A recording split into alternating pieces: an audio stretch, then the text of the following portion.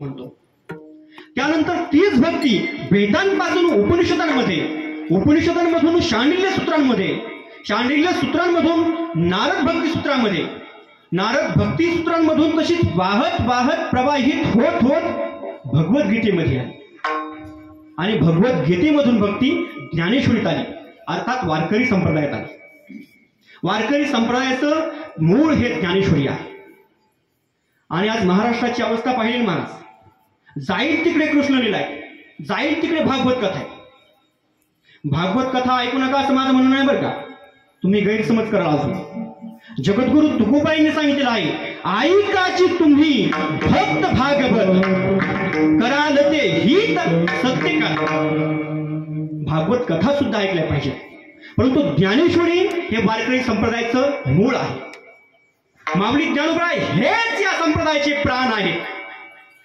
विठोबाचा प्राण सखा ज्ञानोबा माझा, विठोबाचा प्राण सखा ज्ञानोबा माझा, विठोबाचा प्राण सखा ज्ञानोबा माझा, विठोबाचा प्राण सखा ज्ञानोबा माझा. ब्रह्मसाम्राज्य दीपिका जळणी येली भगवत गीता, विठोबाचा प्राण सखा ज्ञानोबा माझा, विठोबाचा प्राण सखा ज्ञानोबा माझा. ब्रह्मसाम्राज्य दीपिका विठोबाचा प्राण सखा ज्ञानोबा माझा, विठोबाचा प्राण सखा ज्ञानोबा माझा.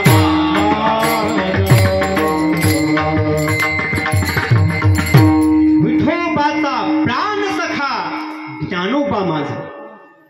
मनुष्याचा हात मोडला तर मनुष्य जिवंत राहतो, पाय मोडला तरी सुद्धा मनुष्य जिवंत राहतो, एखादा अवयव गेल्यावर मनुष्य जिवंत राहतो, प्राण गेल्यावर मनुष्य राहतो.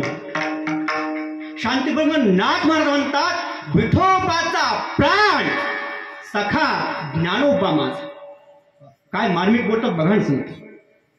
माऊली ज्ञानोबा हे वारकरी संप्रदायाचे प्राण आहेत, म्हणून ज्ञानेश्वरीची सेवा करणं हे आपलं आद्य कर्तव्य आहे.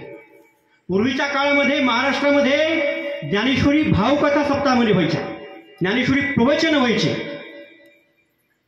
आता काही सप्ताहामध्ये ज्ञानेश्वरी पारायण बंद पडले.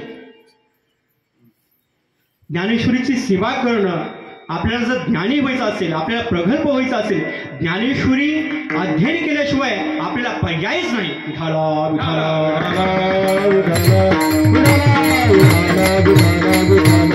म्हणून वेदांपासून भक्ती भगवद्गीतेमध्ये आली आणि भगवद्गीतेमधून ज्ञानेश्वरीमध्ये आली.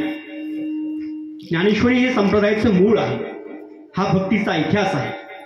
आता मी काय का व्यास असतील, नारद असतील, शांडिल्य असतील, रामानुजाचार्य असतील, आद्यगुरु श्री शंकराचार्य असतील किंवा आणखी कोणी असतील, यांनी सगळ्यांनी आपापल्या पद्धतीने भक्तीच्या व्याख्या केल्या, भक्तीची लक्षणं सांगितली, सगळं काही सांगितलं. कालांतराने भक्ती जनमानसात रुजली. नीट ऐका बरं, भक्ती जनमानसात रुजलीच नव्हे तर भक्तीला एक मोक्षाचं स्वतंत्र साधन म्हणून मान्यताही मिळाली. माझ्या लक्षात येतं, थोडं कठीण जाते वाटतं ऐकायला, पण अभंगाची भूमिका म्हणतो मी. अभंग असा इतका सोपा नाही, हा 2 तासात सुटेल इतका सोपा अभंग नाही.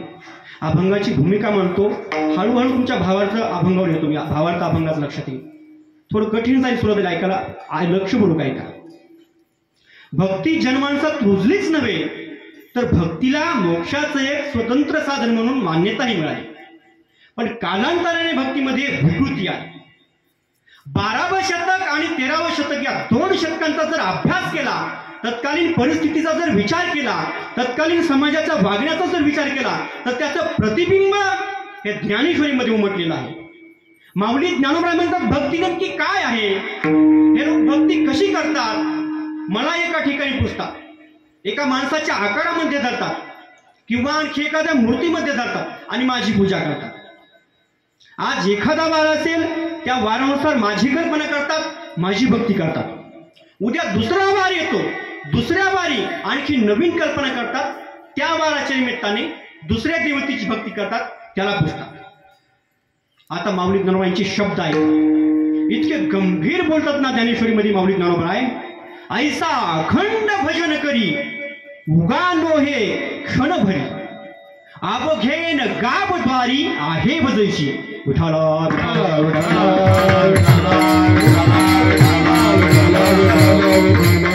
आणि माऊली ज्ञानोबांच्या या ओवीचा आशय असा आहे, जशी एखादी स्त्री, वेश्या स्त्री एखाद्या गावात असावी, त्या गावातला शेवटचा पुरुष, सगळ्यात शेवटचा पुरुष जिवंत असेपर्यंत तिचं सौभाग्य पुसत नाही.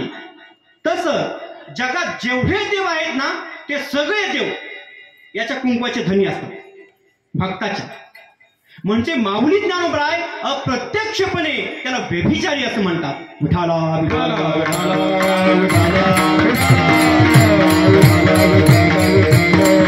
आणि मग त्याचा परिणाम असा झाला, माणसाच्या मनात एक भक्तीचं पीक आलं.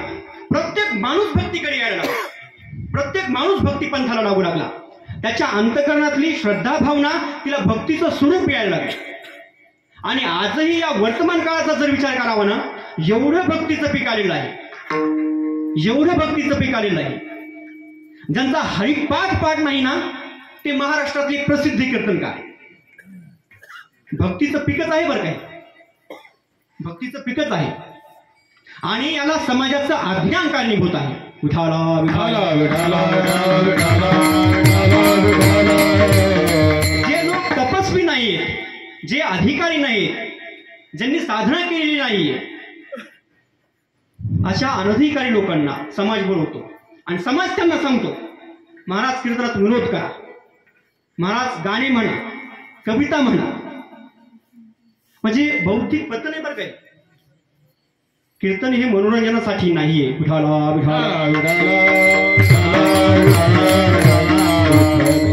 आणि जे लोक अधिकारी आहेत, जे तपस्वी आहेत, जे आचरणशील आहेत, ज्यांनी ज्ञानेश्वरी पाठ केलेली आहे, जे कीर्तनामध्ये तत्वज्ञान सांगतात, समाजाचं खरं हित सांगतात, हितोपदेश करतात, अशा अधिकारी लोकांना समाज कमी बोलवतो.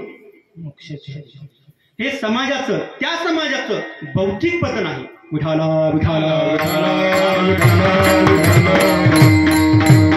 आज या ठिकाणी येऊन मला खूप आनंद वाटला. आपल्या सप्ताहातले कीर्तनकार हे सगळे तपस्वी आहेत. ही पत्रिका पाहून मला खूप आनंद वाटला. आपल्या बीड जिल्ह्यातले असे काही मंडळी आहेत ज्यांनी परमार्थासाठी, साधू संतांसाठी आपलं जीवन समर्पित केलं, संसाराचा त्याग केलेला आहे, पूर्ण जीवन परमार्थासाठी वाहिलेलं आहे. रात्री तुम्ही तुकाराम महाराज शास्त्री यांचं कीर्तन ऐकलं, परवा दिवशी ज्ञानेश्वर महाराज शास्त्री यांचं तुम्ही कीर्तन ऐकलं. जागराचं कीर्तन भगवान महाराज श्रीहरिभक्तीपरायण आदरणीय भगवान महाराज वरबगोळकर यांचं आहे. काल्याचे कीर्तन पांडुरंग महाराज यांचं आहे. हे सगळे मंडळी निष्काम कर्म करणारी मंडळी आहेत, अधिकारी मंडळी आहेत, परमार्थासाठी जीवन समर्पित केलेलं आहे. अशा अधिकारी मंडळींचा, अशा अधिकारी महात्म्यांचं आपल्याला ऐकायला मिळतं, हे आपलं परम भाग्य आहे. विठाला विठाला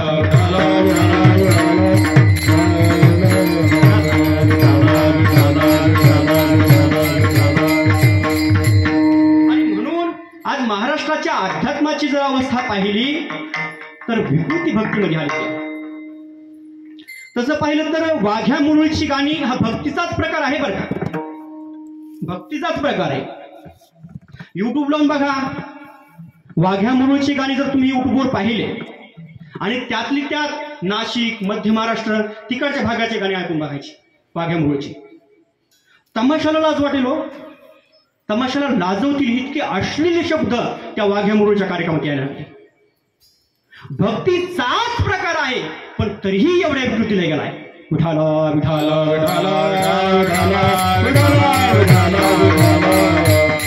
आणि मग साधू संतांनी काय केलं, माऊली ज्ञानोबाईंनी काय केलं, या भक्तीला एक चुकीचं वळण मिळालेलं, या भक्तीला एक विकृत वळण मिळालेलं.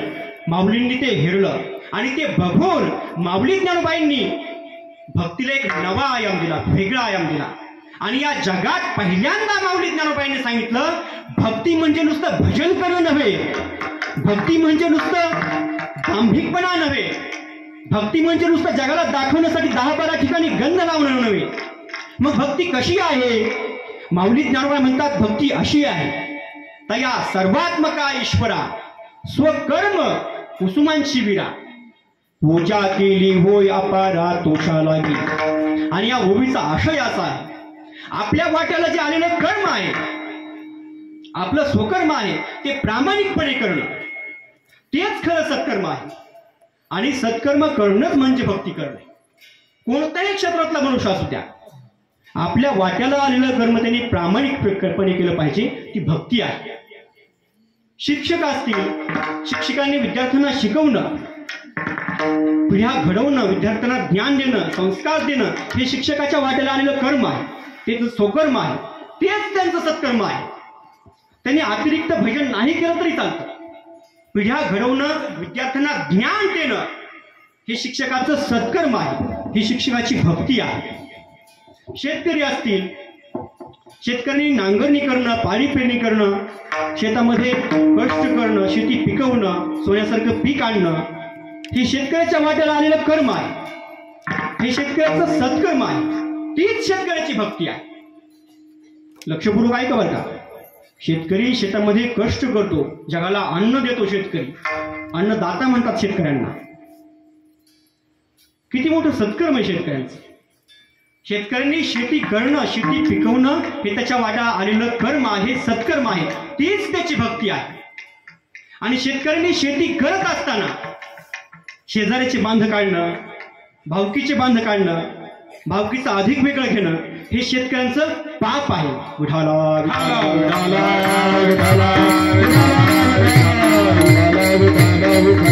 कोणत्याही क्षेत्रातला मनुष्य असू द्या, सीमेवर लढणारे सैनिक आहेत, प्रामाणिकपणे या भारत मातेचं रक्षण करतात. किती मोठं सत्कर्म आहे त्यांचं. वेळ प्रसंगी बलिदान या देशासाठी देतात, प्राण देतात, शहीद होतात, प्रामाणिकपणे रक्षण करतात. जसं सैनिक कधी आपल्या देशाबरोबर बेईमानी करत नाही, तसं राज्यकर्त्यांनी सुद्धा, सरकारने सुद्धा या राष्ट्राची बेईमानी करता कामा नये. सैनिक कधी बेईमानी करतात का महाराज? प्राण देतात आपला वेळ प्रसंगी. तसं राज्यकर्त्यांनी प्रामाणिकपणे या राष्ट्राचं कल्याण करणं, शेतकऱ्यांचं कल्याण करणं, शेतकऱ्यांचं जर कल्याण केलं तर त्यांचं ते सत्कर्म ठरेल, भक्ती ठरेल.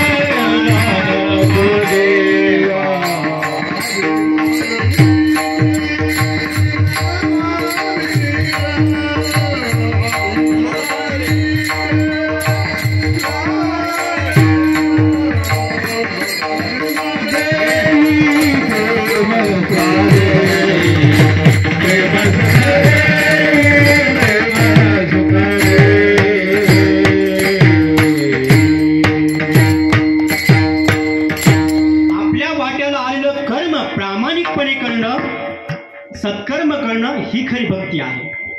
आणि म्हणून माऊली ज्ञानोबाईंनी कर्मालाही भक्तीचं स्वरूप दिलं. ज्ञान, कर्म आणि भक्ती यांना समन्वित करून, एकत्रित करून ज्ञानेश्वरीमध्ये भक्ती मांडली. भक्ती केली जातं असं संत म्हणत नाही बरं का. लक्षपूर्वक ऐका. भक्ती केली जाते असं संत म्हणत नाही. मानवी जीवनात येऊन तुम्ही जे जे सत्कर्म करा तीच खरी भक्ती आहे, हे मत संतांचं आहे. विठाला विठाला.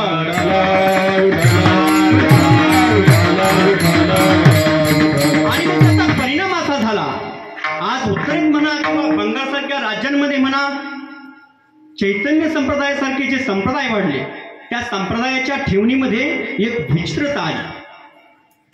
ती विचित्रता बघा कशी. आज या उत्तर भारतातल्या सांप्रदायिकांनी, भागवत कथाकारांनी राधाभाव स्वीकारायला सुरुवात केली. मी टीका करतोय किंवा निंदा करतोय असं समजू नका बरं का, पण भक्तीत आलेली विकृती तुम्हाला सांगतो. उत्तर भारतातल्या कथाकारांनी राधाभाव स्वीकारायला सुरुवात केली. राधाभाव माहिती तुम्हाला? राधाभाव माहिती? आपल्याकडे नाही, तो खूप चांगले. राधाभाव या शब्दाचा अर्थ असा आहे, पुरुषाने स्त्रियांचा अवतार घ्यायचा. भक्ती करत असताना पुरुषाने स्त्रियांचा अवतार घ्यायचा, दाढी मिशा चकट करायच्या, स्त्रियांची कपडे घालायची, अलंकार घालायचे, दागिने घालायचे, कानामध्ये रिंगा वगैरे काहीतरी घालायचं, केस वाढवायचे, मेकअप करायचा. आणि भगवंत कृष्ण आहे म्हणजे कृष्ण आहे आणि मी राधा आहे असं समजायचं. आणि नुसतं समजायचंच नव्हे तर त्याची पत्नी म्हणून, जसं पत्नी नवऱ्याबरोबर वागते तसं राधा भाव स्वीकारून भगवंताबरोबर व्यवहार करायचा. इतकी विकृत अवस्था भक्तीला आली. महाराष्ट्राच्या या मातीमध्ये, महाराष्ट्राच्या या जनमानसामध्ये ही विकृती आली नाही याचं मुळात कारण आणि याचं सगळं श्रेय फक्त भगवान श्री ज्ञानोबांच्या ज्ञानेश्वरीला आणि जगद्गुरु तुकोबांच्या गाथ्याला द्यावं लागतं.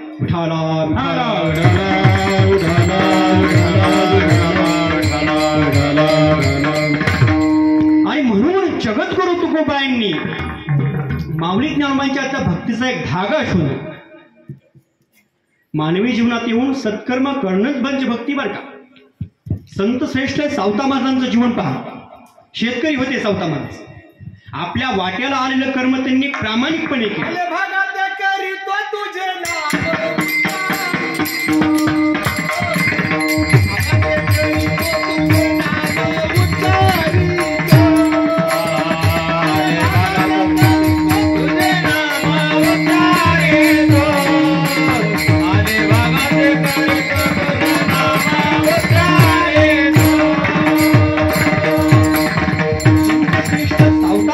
शेतकरी होते.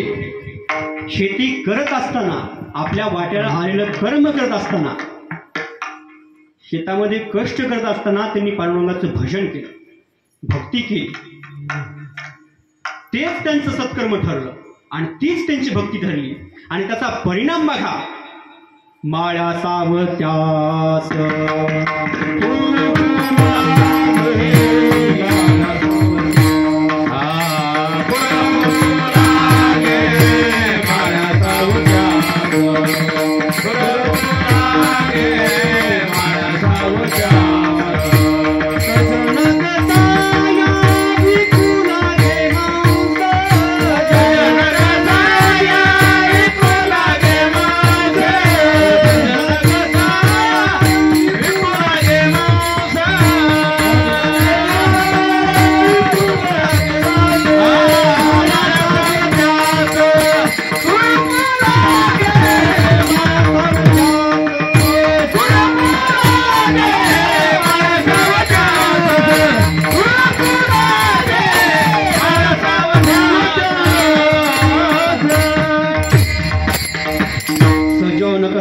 विकुलागी मांस माळ्या सावत्यास फुलफुलागी मूच नीच काही नेणे भगवंत शिष्ट भाव भक्त देखून या.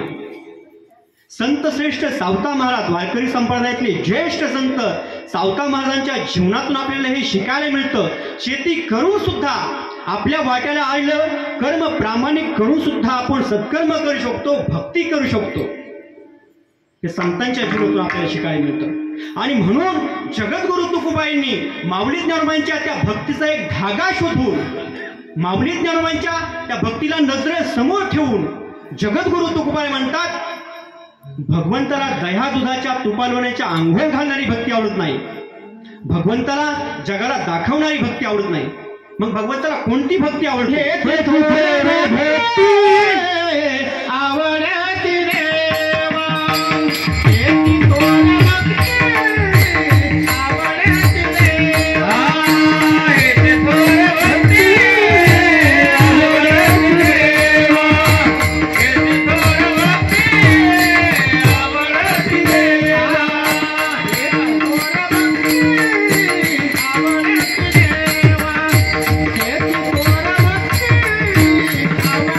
Yeah.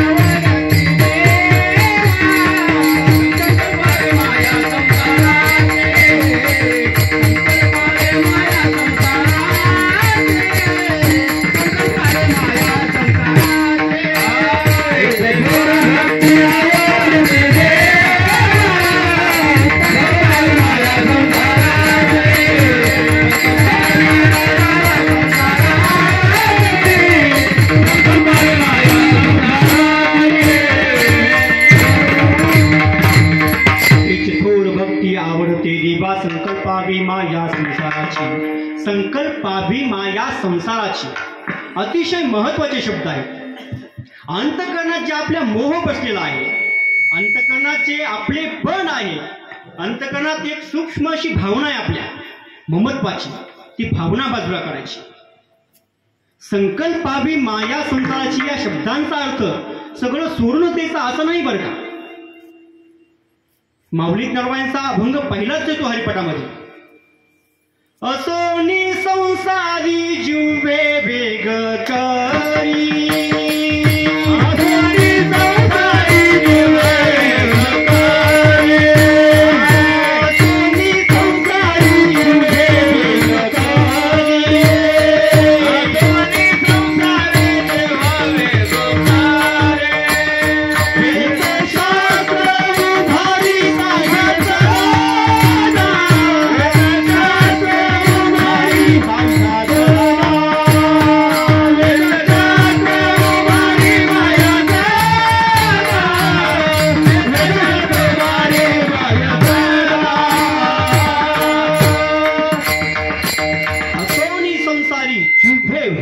करी, संसार राहतच राहायचंय.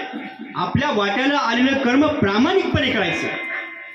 कर्म करत असताना भजन करायचंय. हरिमुखे म्हणा, हरिमुखे म्हणा, आणि त्याचा परिणाम बघा, पुण्याची गणना कोण. आपल्या वाट्याला आलेलं कर्म प्रामाणिकपणे करून आपण भक्ती करू शकतो. संसार राहतच राहायचंय, पण आसक्ती न ठेवता राहायचं, त्याच्यात गुंतायचं नाही. शांतीब्रह्मनाथ मला सुंदर सांगतात, पक्षी अंगणी उतरती ते का गुंतोनी राहती, तैसे असावे संसार.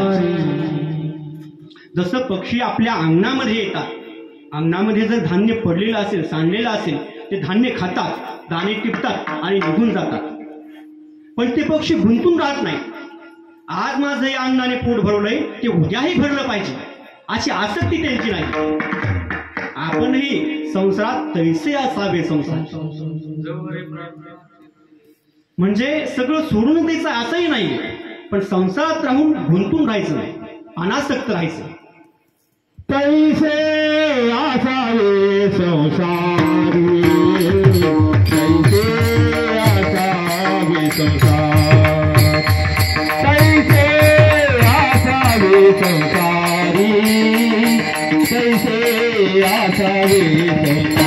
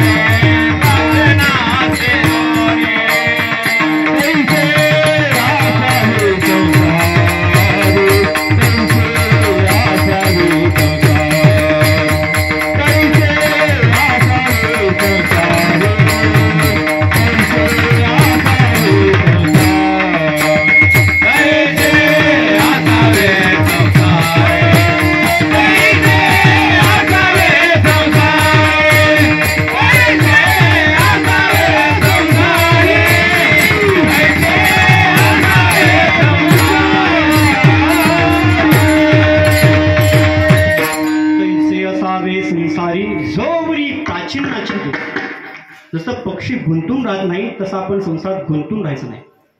कर्म करायचंय, प्रामाणिकपणे कर्म करायचंय, पण मन गुंतू द्यायचं नाही.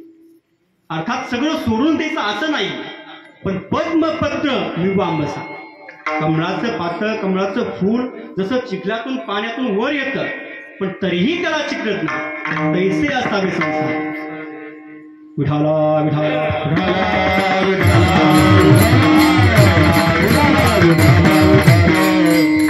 संकल्पाभी माया संसाराची या शब्दांवर एक प्रसंग तुम्हाला सांगतो, खूप सुंदर आहे, अतिशय मार्मिक आहे, लक्षपूर्वक ऐका.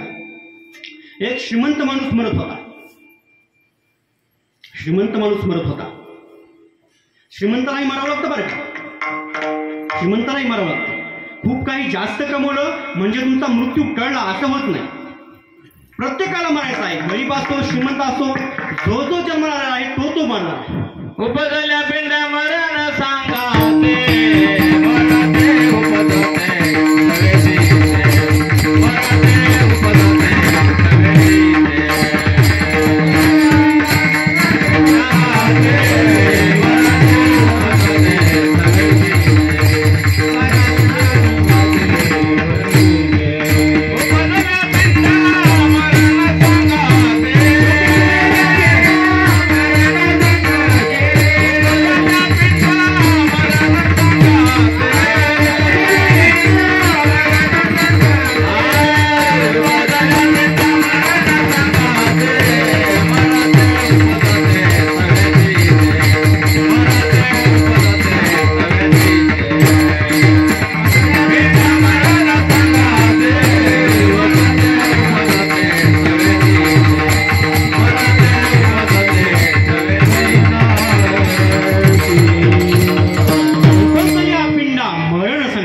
सगळ्यांना मरायचं. पण फरक एवढा आहे, ज्याने नैतिकतेने जीवन जगलेलं आहे, जो सत्य व्यवहार करून जीवन जगलेलं आहे, ज्याने इमानदारीने कमवलेलं आहे, त्याचं मरण हे चांगलं असतं. आणि ज्याने जीवनामध्ये बेईमानीने कमवलेलं आहे, जो अनितीने जीवन जगलेलं आहे, ज्याने भ्रष्टाचार केलेला आहे, त्याचं मरण मात्र सडत सडत सडून मारलं. आणि उत्तम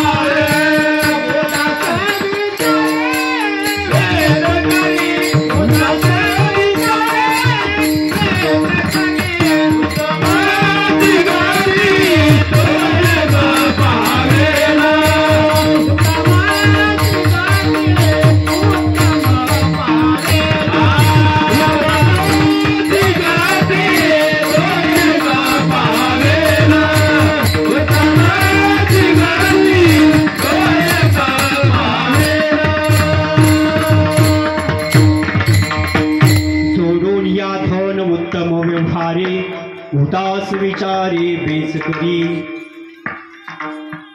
उत्तमची गती तो एक पावेल, उत्तम भोगील जीव खाणी. जगद्गुरु तुकोबाई म्हणतात, धन जरूर कमवा, पैसा कमवू नका असं संत म्हणत नाही बरं का.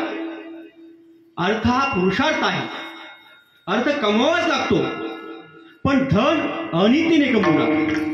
जोडून या धन उत्तम व्यवहारे, आणि कमवलेलं धन खर्च कसं करायचं हेही जगद्गुरु तुकोबाई सांगतात. उदास विचारे बेच करी, आसक्ती न ठेवता खर्च करायचे. आपण या मानवी जन्मामध्ये आलो, या संसारामध्ये आलो, फक्त स्वार्थाने जीवन जगायचं नाही. जीवन जगत असताना पुण्याचरण करायचे, दान धर्म करायचा आहे, परमार्थ करायचा आहे. फक्त स्वार्थाने जीवन जगू नका, अनासक्त होऊन धन खर्च करा, हे जगद्गुरु तुकोबाईने आपल्याला शिकवलेलं आहे. विठाला विठाला विठाला. आणि मग तो श्रीमंत माणूस मरत होता. मरता मरता सरते शेवटी शेवटचे क्षण जवळ येत आहे. अगदी थोडा वेळ त्याचा शिल्लक राहिलेला आहे, आणि त्याच्याही ध्यानात आलंय की आता माझा अंतकाळ आलेला आहे, माझे शेवटचे क्षण यायला लागलेत, माझ्या शेवटच्या घटका यायला लागल्या.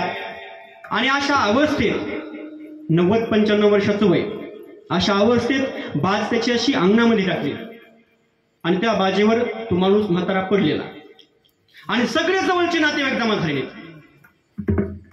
आणि सगळे विचार करतायत आता याचं जीवन संपलेलं आहे, आता हा या इहलोकाला, या जगाला सोडून जाणार नाही. सगळे भोवताली जमा झालेत, आणि सगळे विचार करतात आता नेमकं पुढे काय. आणि अशा अवस्थेत मरता मरता सरते शेवटी त्या मनुष्याने सांगितलं, अरे सगळे तुम्ही एवढे 25 लोक जमा झाला, आणि सगळे तुम्ही माझ्याकडेच पाहताय, कुणीतरी तिकडे पहा ना. नीट ऐका बरं, कुणीतरी तिकडे पहा ना. आणि बोलता बोलता बसली ना वाचा, पुढे काय बोलताच आहे ना. तिकडं गा झा गा झा पुढे बोलताच आहे. लहान पोरग जरा हुशार होतं. ते म्हटलं काय आहे ना, मात्र गा झा म्हटलंय